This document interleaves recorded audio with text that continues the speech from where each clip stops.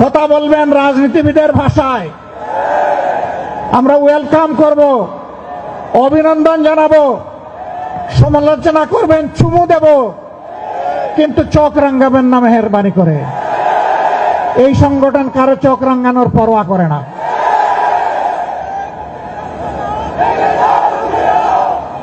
আমার সম্মানিত ভাইরা,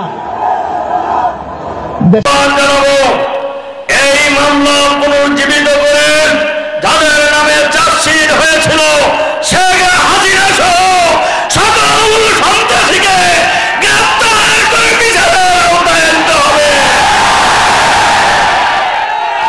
28 অক্টোবরের খুনিদের বাংলার মাটিতে কোনো ক্ষমা নেই। বাংলাদেশের মানুষ এই খুনিদেরকে ক্ষমা করবে না। সংগ্রামী ভাই এবং বন্ধুগণ, 28 অক্টোবরের এই হত্যাকাণ্ড শুধু হত্যাকাণ্ড বললে ভুল হবে। 28 অক্টোবরের হত্যাকাণ্ডের সাথে অন-11 জড়িত।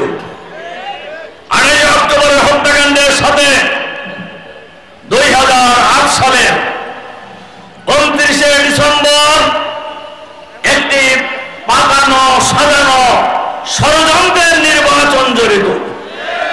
28 অক্টোবরের এই হত্যাকাণ্ড বাংলাদেশের রাজনীতি গতিপথ হারিয়ে অন্যদিকে চলে যাওয়ার প্রধান প্রমাণ হল 2008 সালের 29শে ডিসেম্বর এই খুনি